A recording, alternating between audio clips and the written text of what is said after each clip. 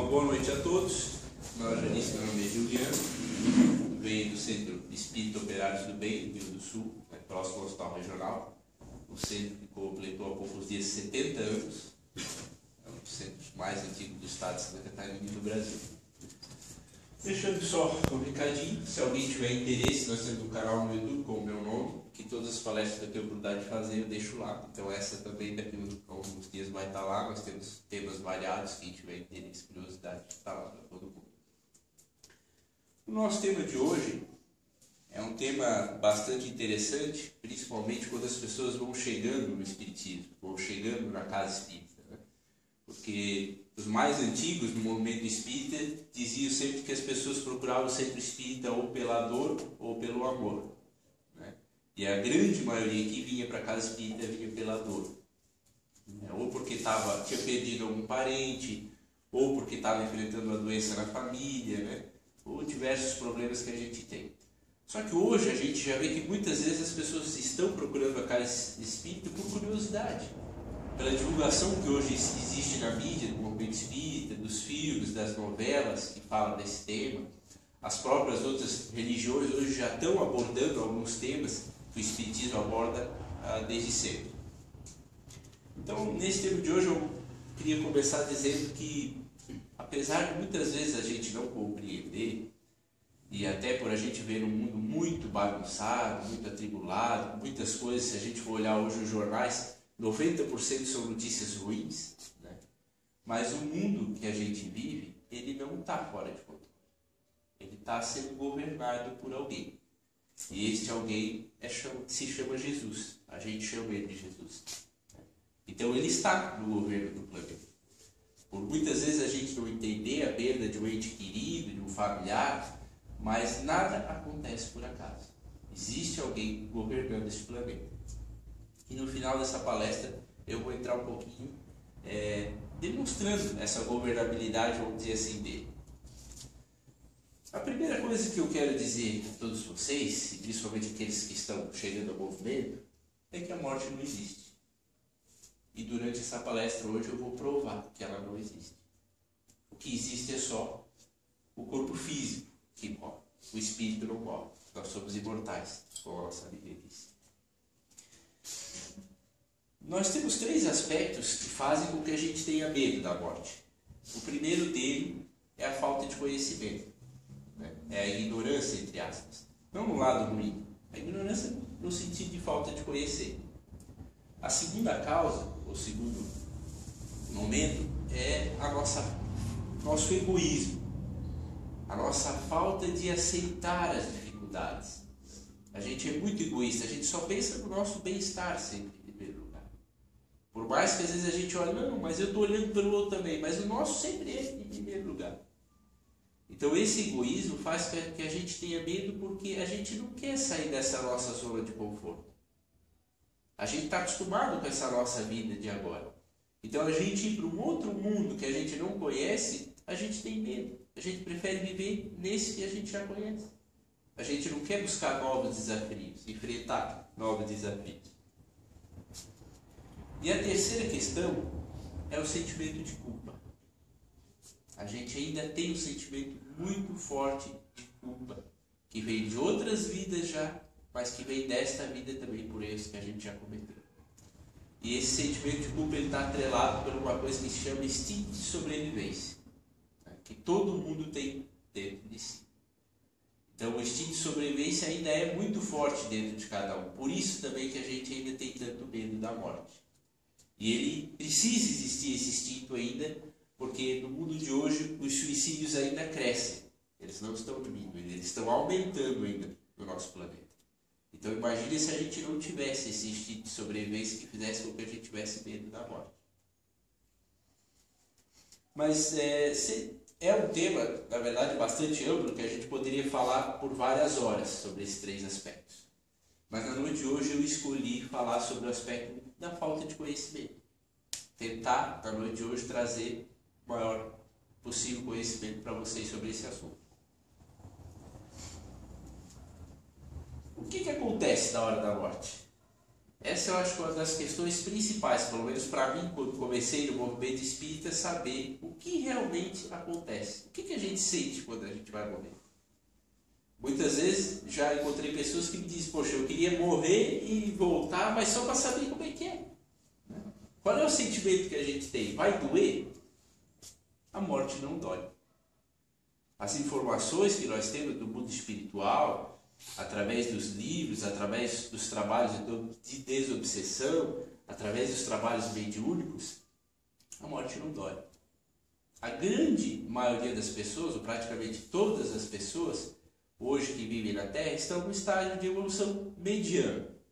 E dentro desse estágio, a morte não vai doer. A gente vai entrar num torpor, num adormecimento e vai acabar dormindo. Não importa se a nossa morte é de acidente, se é de uma doença, se temos 90 anos, temos 20 ou 30. Esse processo ele vai ser muito parecido para todo mundo. Igual nunca vai ser. Porque cada um aqui tem um DNA diferente. Então a morte para cada um também vai ser diferente. Mas existe um processo físico, vamos dizer assim, que é o desligamento do nosso perispírito, do nosso espírito, corpo espiritual, da carne. Esse processo de todos é igual. Ele é feito de desligamento fiozinho por fiozinho. É como se a gente tivesse um monte de fiozinhos ligados do nosso espírito, através do nosso perispírito, do nosso corpo. E esse processo é que vai acontecendo aos poucos. Há muitas pessoas que questionam às vezes, mas e se eu quiser ser cremado? Não quero ser enterrado. Posso ser cremado? Pode. Só que o próprio Chico Xavier, que é o maior ídolo da doutrina espírita, ele dizia que deveria esperar no mínimo 72 horas. Por que esperar essas 72 horas? Que é o tempo médio que levaria para a equipe espiritual fazer esse desligamento do espírito do corpo. Não é? A gente não vai pensar, poxa, vai ser eu vou ser velado em 24 horas, vou ser enterrado, eu vou estar lá preso dentro do caixão? Não. Como eu disse, a gente vai adormecer e vai acordar no mundo espiritual. A gente vai ver um pouquinho mais para frente e vai entrar a parte do merecimento. Aí a gente pode até falar um pouquinho sobre a questão de ficar preso junto ao corpo dentro do caixão. Do que é melhor morrer?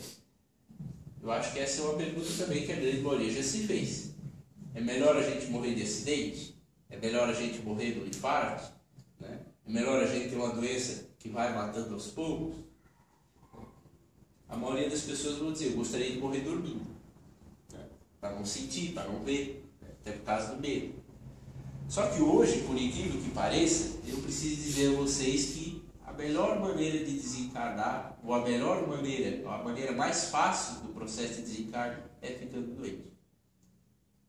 As mortes brutas, as mortes de repente, de acidente, ou a pessoa levou um tiro, foi assassinada, etc., elas são mais complexas para se fazer o desencarne. Esse processo de desligamento de fiozinho por fiozinho.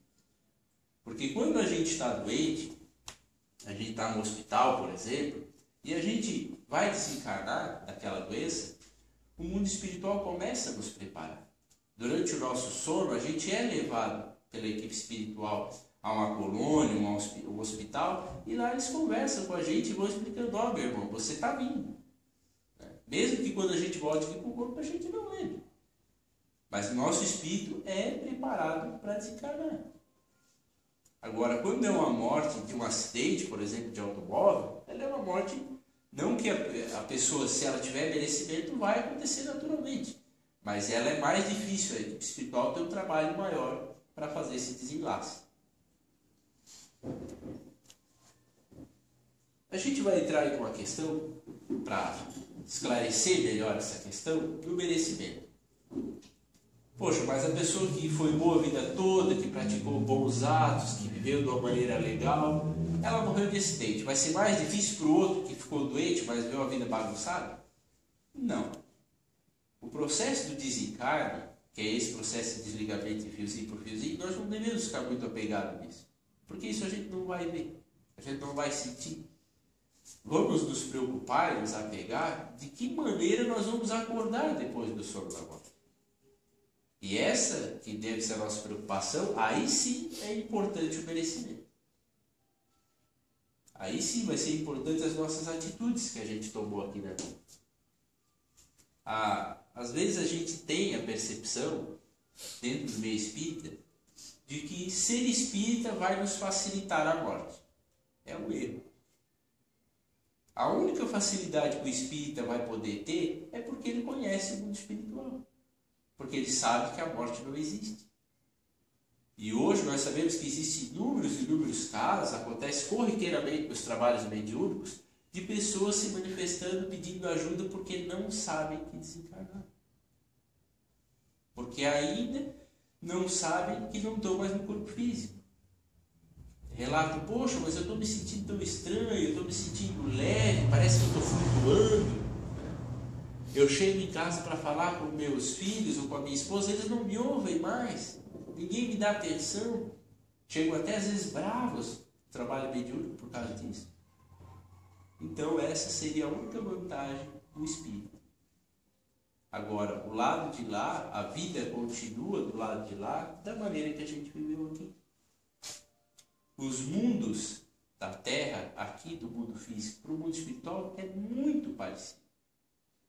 Por isso que essas pessoas que não têm esse conhecimento acordam do lado lá e acham que estão vivas. Porque o coração vai bater igual, o pulmão vai respirar igual. A gente vai estar vivo, vai se sentir vivo. A gente vai caminhar igual. Temos que tirar essa, como é que eu posso chamar isso?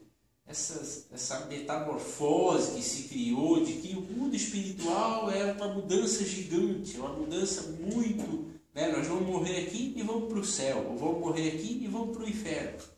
Não é isso. O mundo espiritual, que a gente vai se encaminhar pelo nosso estágio evolutivo, é muito parecido com esse aqui. Muito. As colônias espirituais são muito parecidas com as nossas cidades. Quem já teve a oportunidade de ver o filme Nosso Lar, vai ver lá que a vida deles é muito parecida com a daqui. Claro que com a tecnologia muito mais avançada do que a nossa, mas muito parecida. Cada um tem sua casa, seu trabalho, estuda. Cada um tem o seu pagamento, que lá eles chamavam de bolusório.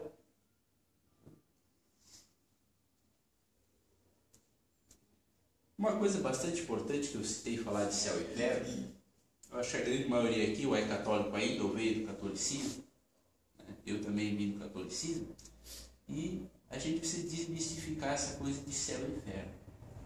O inferno não existe.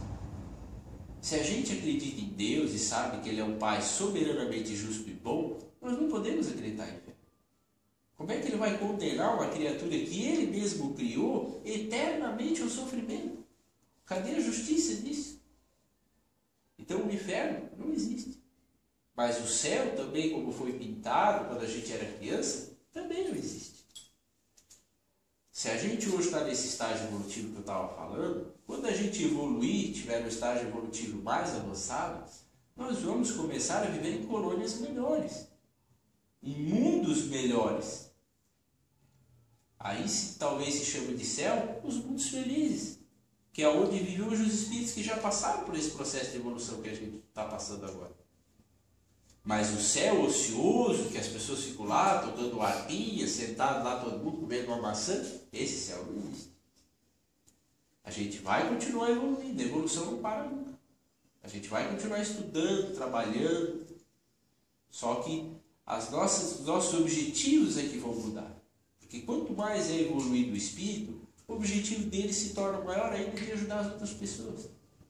Quanto mais evoluído ele está, mais ele quer ajudar as outras pessoas. Dentro do espiritismo a gente usa a palavra umbral, para, vamos dizer, caracterizar o inferno, entre aspas. O que seria o umbral? O umbral é da onde a gente está aqui, um pouquinho mais elevado. Existe uma série de umbrais daqui da onde a gente está na crosta até 1000 km para cima. Então isso é uma categoria. Quanto mais alto, o umbral é mais leve. A gente viu no filme do Nosso Lar, quem teve a oportunidade de assistir, o André Luiz acordou num lugar bem ruim. No meio da lama, do lodo, passou sede, passou fome, ficou lá 7 anos. E era uma região que a gente poderia chamar de inferno popularmente. Era muito ruim. Pessoas perseguindo ele, chamando ele de suicida, porque na verdade ele era um suicídio inconsciente, ele morreu em decorrência dos seus vícios. Ele acabou com o espírito dele, com o perispírito dele e com o corpo físico, por causa dos vícios dele. Então esse seria o inferno. Agora o nosso lar, que é a colônia onde ele foi recolhido, ainda era umbral também. E para nós já era um céu, já era um lugar maravilhoso lá. Lugar lindo de se viver. E ainda é umbral. Então a gente tem que cuidar quando se escuta a palavra umbral, para a gente não confundir. Umbral ele pode significar muitas coisas dentro do espiritismo. Então, para a gente entender, vamos chamar de umbral grosso, que seria o mais próximo possível da crosta, ou o umbral fino, que seria o mais longe daqui onde a gente está. O mundos felizes eu já falei, né? Conforme a gente evoluir, a gente vai chegar lá nos mundos felizes, que seria o céu da Igreja Católica, né? Uma coisa bastante importante, que muitas vezes as pessoas também têm esse questionamento e perguntam. A gente costuma dizer, o fulano de tal sofreu um acidente de carro, não sobrou nada do carro. Não era hora de morrer. Não é assim que a gente diz? Ou determinada pessoa lutou contra a doença, fez várias coisas e acabou morrendo. Esse então era hora de morrer. E não é bem assim. Cada um tem a hora de morrer aqui dentro dessa sala? Tem. Por que tem? Quando a gente vai reencarnar, a gente faz uma programação do reencarno. Não é? Se a gente não tiver capacidade para isso, e eu acho que aqui a grande maioria espírito mediano não tem, vai ser ajudado pelo mentor espiritual, pelo espírito mais evoluído, pelo anjo da guarda, se a gente queria chamar. Né? E esse espírito vai nos acompanhar durante a vida, para que a gente tente manter essa programação. E lá no Multidão, quando a gente está fazendo programação, a gente decidiu lá viver 60 anos. Foi decidido para a gente que a melhor vida, com as dificuldades do caminho, com as pessoas que nós íamos reencontrar, que a gente ia conviver, 60 anos era o ideal. Então a gente recebe uma coisa chamada fluido vital. É uma gasolina, vamos chamar assim popularmente. Eles vão lá e injetam aquela gasolina na gente por 60 anos. Bom, mas eu estava dizendo que uma pessoa sofreu um acidente de carro lá, não desencarnou, não era hora, alguém ficou doente e desencarnou. Mas aí eu pergunto para vocês, uma pessoa que veio programada para desencarnar de câncer aos 60 anos, essa era a programação dele. Mas ele começou a fumar aos 12, aos 30 ele teve um câncer de pulmão e ele desencarnou. Era hora dele desencarnar? Era essa a programação dele? Não, não era hora. Mas ele, através do livre-arbítrio dele, escolheu começar a fumar aos 12. Ele assumiu o risco para a vida dele. Eu sou representante comercial, eu ando todos os dias na BR-470. Se eu começar todo dia a pegar meu carro e andar 150 por hora na BR-470, daqui a pouco eu vou sofrer um acidente de carro e vou desencarnar. Era a minha hora? Não. Eu assumi o risco. Então Deus, ele faz a programação para a gente. Mas quem decide o que vai fazer com essa programação? Somos nós. Então a gente tem que estar bem claro isso. Nós temos a nossa hora de desencarnar. Só que infelizmente 90% das pessoas desencarnam antes da hora. Essa é a nossa realidade ainda hoje. Devido aos vícios. E os vícios que eu falo aqui, se tem o cigarro, que é comum a gente falar, mas pode ser a bebida, pode ser as drogas, pode ser a maledicência, que hoje é um vício que está espalhado na nossa sociedade terrivelmente. As pessoas agora estão começando vamos dizer, a esclarecer e a perguntar e a buscar se informar sobre o estresse, que vai ser o mal do século XXI, já é. O estresse já está provado pela ciência, provoca câncer, pode provocar derrame, infarto. Isso é um vício, o estresse. E a gente está acabando com a nossa vida. E depois a gente vai chegar lá e vai reclamar que morreu muito novo. Mas a gente está buscando isso para a nossa vida. Então, quando a gente escutar, às vezes, que uma pessoa diz, mas esse aí morreu novo, morreu velho, a gente não vai saber se realmente era a hora dessa pessoa, não. Porque nós não vamos saber que tipo de vida ela levou. Porque interiormente só cada um sabe de si. Cada um sabe só o que passou, os pensamentos que passam na sua cabeça. O sentimento que tem dentro de si. Então vamos tomar bastante cuidado com isso, nessa coisa de foi a hora ou não foi a hora. Todo mundo realmente tem a hora, tem um limite. Só que também não vamos esquecer que essa hora pode ser prorrogada. A gente tem notícia O Chico Xavier, por exemplo, foi prorrogado por mais de 20 anos a vida dele. Era para ele desencarnar lá com 60 e pouco e ele desencarnou com 92, se eu não me engano, 90 alguma coisa. Mas por que foi prorrogada a vida dele? Porque ele viveu de uma maneira fantástica. Ele dedicou a vida dele o tempo todo para ajudar as outras pessoas. Então a obra dele ficou tão grande que a espiritualidade achou melhor ele continuar a obra dele. Eu vou citar um exemplo bem claro de uma pessoa comum, como nós. Era uma senhora, ela era coordenadora de uma instituição de caridade, como o Nosso Lar, como o Asilo São Vicente de Paulo. E ela ficou muito doente. E ela tinha uma das crianças que ela cuidava lá desse lar de crianças carentes, ela se apegou muito a ele, era quase um filho para ela. Era um jovenzinho de 11, 12 anos. E esse menino reencarnado era um espírito muito evoluído. E ele tinha méritos espirituais. E ele veio com a programação de substituir ela. Ele ia tocar essa obra para frente e ia fazer crescer. E tinha chegado a hora dela. Só que ele ainda não estava pronto, ele ainda era jovem. E a espiritualidade, os mentores espirituais da reencarnação dela, fizeram um pedido à esfera superior para que ela pudesse continuar mais alguns anos até que ele completasse 18 anos, pelo menos. Esse pedido foi levado à esfera superior e veio a resposta que sim. Que por ela ter feito uma obra tão boa, tão grandiosa e ter dedicado a vida dela, ela ganhou esses 6, 7 anos a mais. Mas não é uma coisa simples assim, a gente não vai entrar muito nesse mérito, porque senão nós vamos alongar demais a palestra. Né? Mas não é uma coisa tão simples assim de se alongar a vida. Mas é possível. Eu falei aqui que cada um tem sua hora de morrer, a gente pode falar sobre os acidentes, que são muito corriqueiros e até é mais fácil da gente citar exemplos do acidente. Mas eu quero trazer um assunto rapidinho também, que é a respeito de sintonia, que influencia muito nesse processo do desencarne, principalmente por mortes violentas. No Rio de Janeiro, alguns anos atrás, todo mundo deve lembrar que um aluno invadiu um colégio e saiu atirando nas pessoas lá dentro. Ele matou, se eu não me engano, 12 ou 3 alunos, feriu mais algumas pessoas, depois acabou se matando, o policial atirou nele.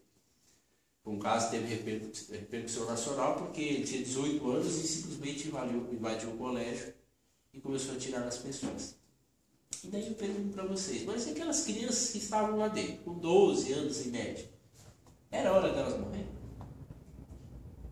Não, não era hora delas morrer. Porque eu não posso acreditar que Deus coloca um maluco no mundo para matar as outras pessoas. Eu não posso acreditar nisso. Se eu acreditar nisso, eu não posso acreditar em Deus, nem que Ele é justo e bom. Mas então como é que aconteceu daquelas crianças morrer? Por que numa sala de 40 crianças, 3 foram mortas e as outras 37 sobreviveram? O Espiritismo explica isso também. Nós temos energia, nós somos energia. E essa sintonia que existe entre uma e outra pessoa, quando a gente é pequeno, por exemplo, a gente tem 3 irmãos, antigamente tinha 10, né? Os 10 irmãos, a gente tinha aqueles que a gente se dava melhor e aqueles que a gente se dava menos melhor. Isso é afinidade, isso é sintonia, é a energia que existe entre cada pessoa. Por que com a criança daquela tinha 2 sentados, uma levou um tiro e a outra não? O doido que atirou não tem nada a ver com Deus. Ele pegou o livre-arbítrio dele, podia invadir a sala aqui e atirar. Quem é que o tiro vai acertar, se for para desencarnar naquela hora? Quem em outras vidas passadas também matou alguém a tiro. Porque essa sintonia, essa energia, se eu der um tiro aqui agora nela, vai ficar no meu espírito na mesma hora. E em algum momento das minhas reencarnações futuras ou dessa reencarnação, isso vai ter que ser sanado. Essa energia vai ter que ser liberada. Então, existe a hora, mas existe a sintonia que é muito forte. Se eu sair hoje ali, o maluco vier com o carro, bêbado, alcoolizado, e me acertar eu na minha mão andando na velocidade certa, e não era a minha hora de desencarnar e eu desencarnar, é porque existe essa energia dentro de mim. O mundo espiritual, quando o André Luiz, que eu citei no livro, ele andava, por que as pessoas chamavam ele de suicídio? Porque como ele tinha se suicidado inconscientemente, existe uma mancha no perispírito dele que fica vibrando. E essa mancha, essa vibração de energia, as pessoas do mundo espiritual sentem e veem de longe. Aqui a gente não consegue ver, mas a gente consegue sentir. Às vezes a gente está dentro de um restaurante, dentro de um lugar, chega determinadas pessoas que a gente não, sei lá, não fui muito com a cara dela, nem conheço ela. Mas por quê? Porque a energia não bateu. As energias são divergentes, provavelmente numa vida passada nós não fomos lá muitos amigos. Então essa energia é preponderante na nossa vida. Isso são apenas a colheita daquilo que a gente plantou. Outra questão bastante pertinente, bastante importante, é: nós vamos reencontrar os nossos familiares no mundo espiritual? Eu acho que essa é uma pergunta também que a grande maioria das pessoas já se fizeram. E eu posso dar 100% de certeza para vocês que vamos. Agora, isso não quer dizer que a gente vai conviver com eles. Não quer dizer que meu pai já está encarnado há muitos anos, se eu desencarnar amanhã, eu vou encontrar ele lá amanhã e nós vamos começar a viver dentro da mesma casa. Não. Porque vai depender do estágio evolutivo dele, vai depender do meu estágio evolutivo, qual foi o tipo de vida que ele está levando lá, qual foi o tipo de aceitação em relação à morte dele, e o meu processo da mesma maneira. O André Luiz, no livro Nosso Lar, mais uma vez, ele teve a oportunidade de reencontrar a mãe dele lá na colônia. A mãe dele veio visitar ele. Mas os dois não podiam morar junto. Por quê? Porque ela já era um espírito mais evoluído, ela vivia numa colônia melhor. Ela poderia acessar a colônia dele para visitá-lo. Ele não poderia acessar dela. Mas no mesmo livro, no mesmo caso, Lises, que era um amigo do André Luiz, ele morava na casa dele com a esposa, a noiva, com a mãe e com a tia, dentro da mesma casa. Então eram espíritos medianos, estavam na mesma condição. Agora, rever os nossos familiares, todos nós vamos. Até porque senão eu vou voltar naquela questão de novo. A maioria aqui, se eu perguntar, vai dizer que ama o seu pai e a sua mãe, ou que amou muito o seu pai e sua mãe. E que Deus seria esse que daria para a gente 40 anos, 30, 20, 50 anos, quando a gente convive bastante com o pai e a mãe. E de repente acabou tudo. Nunca mais vamos ver. E o amor que a gente construiu com eles? Simplesmente acaba? Ou a gente vai sofrer eternamente essa saudade? Então, se a gente pensar assim, não vamos acreditar em Deus. Então, com certeza, vamos nos reencontrar com todos os familiares que nós tivermos vontade. Todos. E, inclusive, muitas vezes a gente sonha com familiares.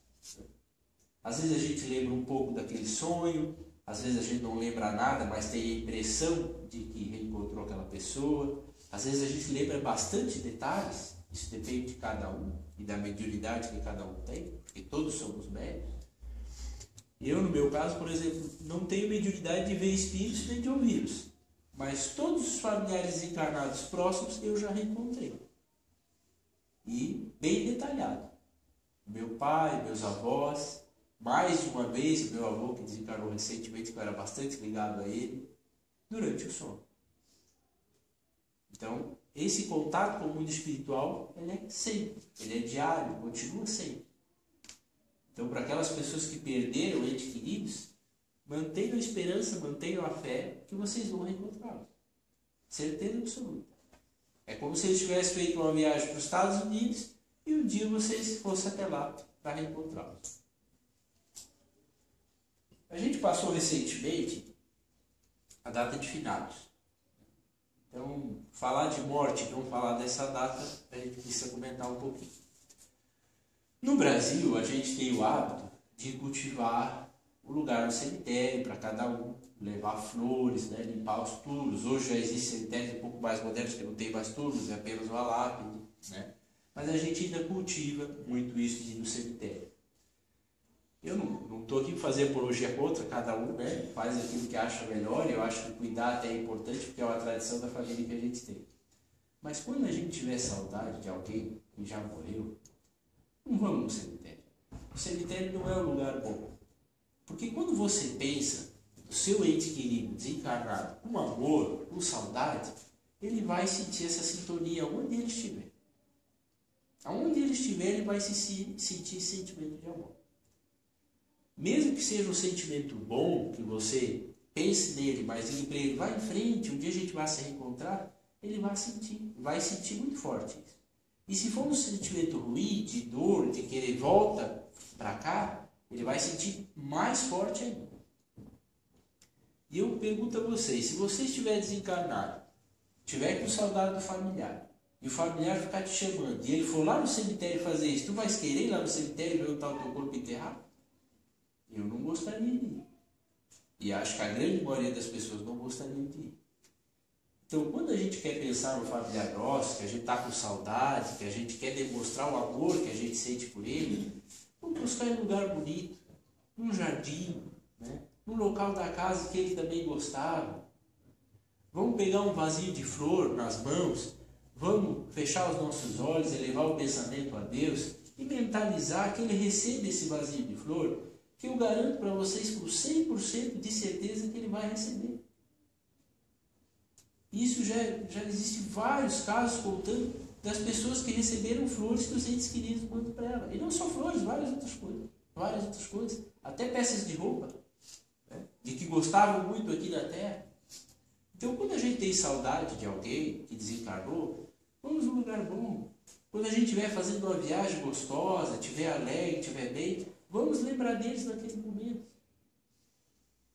E se a gente, como eu disse, estiver voltado no cemitério, vamos lá, vamos fazer limpeza, vamos colocar uma flor, vamos acender uma vela, quem gosta, mas vamos procurar não ficar pensando muito neles lá, não orando muito em redor do túmulo, porque eles não estão orando. Aquele corpo já acabou. E muitas vezes as pessoas, quando estão num processo ainda novo, recente, desencarno, elas sentem as energias com muito mais força. Então nós temos que ajudá-las nessa recuperação. Vamos mandar pensamentos positivos e bons para que elas se renovem mais rapidamente, para que elas consigam encontrar o seu caminho também do lado de lá.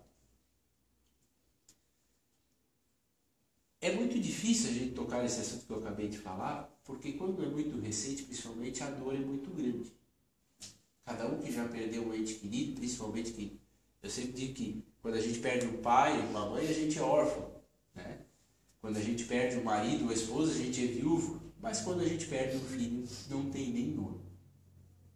De tão grande que é a dor de se perder um filho. Então, essa situação toda é difícil realmente da gente enfrentar. Mas vamos sempre acreditar naquilo que eu falei no começo, que existe alguém governando tudo. E para a gente ter uma ideia desse processo todo do desencarne, esse processo todo do cemitério, vamos pegar o exemplo do Ayrton Senna. O Ayrton Senna, quando ele desencarnou, foi uma comoção nacional. Até hoje ainda é.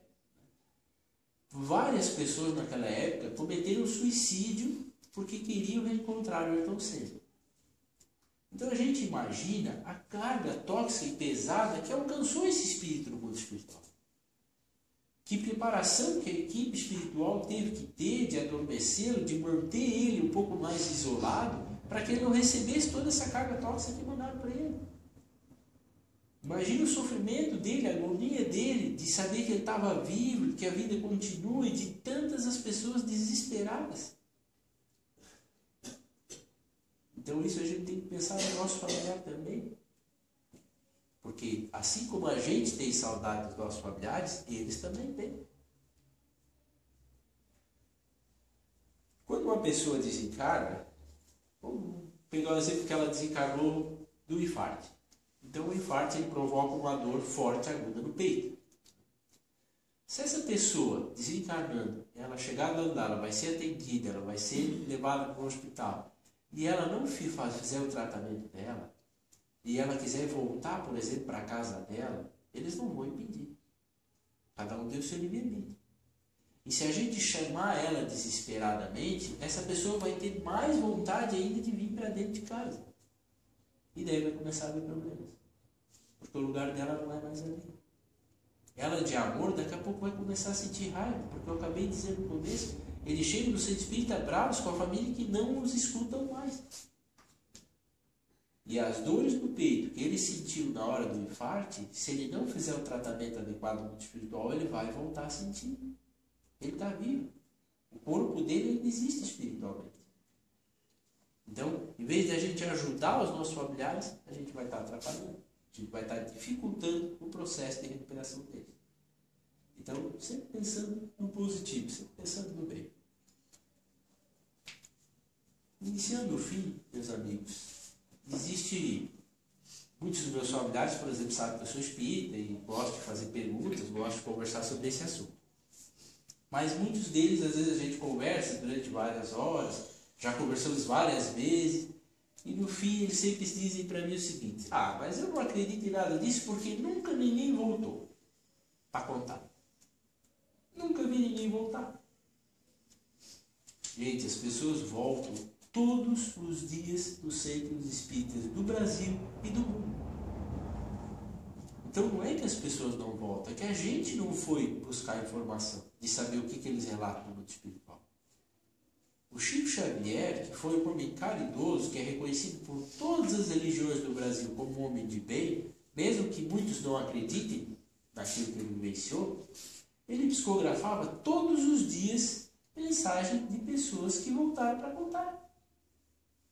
Quem teve a oportunidade de assistir o filme Mães de Chico Xavier, se as pessoas não assistiram ainda, assistam porque vale muito a pena, é a história de 3 mães que tinham perdido seus filhos e estavam com uma dor monstruosa, e ele psicografou uma mensagem para cada uma dos seus filhos. Então imagina uma mãe que acha que o filho morreu, que não existe mais nada, e ela recebe uma psicografia que ela tem a certeza que é do filho dela, com coisas que só os dois sabiam, que é impossível ser uma fraude. No filme relata um casal que o pai era totalmente contra ao espiritismo, ele não acreditava em nada, absolutamente, e ele não queria que a mulher dele fosse atrás, e ela foi. E quando ela recebeu a psicografia, ela entregou na mão do marido dela e ele caiu de joelhos a chorar. Porque ali o filho dele relatou uma parte da mensagem para ele de uma situação que os dois tinham vivido, só os dois sozinhos juntos. Então, meus irmãos, as pessoas voltam todos os dias para contar. É isso que a gente tem que ter em mente. A vida continua. E para encerrar, falar de vida também após a morte, não falar de suicídio, a gente precisa tocar nesse assunto, apesar de que é muito difícil. Existem ainda tabus muito grandes contra isso, né? A gente sabe que, principalmente no catolicismo, né? A gente sabe que muitas vezes, antigamente, principalmente, o corpo de um suicida nem era velado dentro da igreja, né? Não podia ser velado. Né? O pior crime que alguém possa cometer é o suicídio, não há dúvida disso. Então o que a gente pode fazer, se a gente conhece alguém, tem um ente querido que se suicidou, traga o nome dele para a casa espírita. Vamos colocar o nome dele em oração. Orem muito por ele, né? Para que ele possa se recuperar o mais rápido possível. Porque é realmente uma situação difícil no mundo espiritual para quem se suicidou, mas há solução. Porque Deus é um Deus de amor. Ele não ia punir ninguém eternamente. Então vamos orar muito por essa pessoa. E vamos principalmente, se a gente souber de alguém que está sofrendo com depressão, que a gente imagina que possa cometer o suicídio, vamos levar uma palavra amiga para essa pessoa. Vamos convidar essa pessoa para vir no centro espírita, ou para ir na igreja evangélica, católica, não importa. Deus está em todas elas. E uma das coisas que a gente tem que ter sempre em mente é que Deus coloca, às vezes, pedras no nosso caminho e a gente não entende por que essas pedras. Mas a gente tem que entender uma coisa. Ele sempre, tudo que ele faz é com indulgência para o nosso lado. Sempre. A gente sempre tem a indulgência de Deus a nosso favor. Às vezes o nosso erro foi muito maior, mas a pena que ele está dando para a gente aprender, não cometer mais aquele erro, é bem pequenininha perto do que sempre. Porque ele sempre é indulgente. E para encerrar, meus irmãos, eu queria falar de Jesus novamente e citar uma coisa que aconteceu quando ele estava na cruz. Um pouquinho antes de Jesus desencarnar, quando ele estava já na cruz, nos últimos momentos, ele começou a enxergar o mundo espiritual, não só mais o mundo físico. Ele estava naquela transição. E naquele momento, ele viu uma legião de anjos se aproximando dele. Porque o mundo espiritual estava em festa. O governador espiritual estava voltando para casa. E ele viu alguns anjos que se aproximaram e anotavam coisas próximas a ele. eram os anjos da justiça, que estavam anotando o nome de cada um envolvido naquele processo. Porque nós sabemos que existe a lei de causa e efeito. Existiam outros anjos consolando Nossa Senhora Maria e alguns amigos que estavam ali, né, tentando consolar eles. Eram os anjos da alegria, os anjos da calma, né, os anjos da caridade. E quando o anjo da morte se aproximou de Jesus, que não é o anjo ruim que a gente vê nos filmes de terror, o anjo da morte, não. É o anjo esse que eu comentei antes, que faz o desligamento dos fiozinhos. Se aproximou, Jesus fez um sinal com os olhos para o anjo que estava um pouco mais longe. E ele se aproximou bem pertinho de Jesus, colocou o ouvido bem pertinho da boca de Jesus, e ele era o anjo da misericórdia. E Jesus, naquele momento, disse a ele: vai, porque Judas acaba de se suicidar. Então, no momento de maior dor, no momento de maior angústia, Jesus mandou o anjo da misericórdia salvar Judas, porque ele tinha cometido o pior crime que podia acontecer. Então, levamos, meus irmãos, essa mensagem sempre de fé e de esperança, porque nós nunca estamos sozinhos. Obrigado.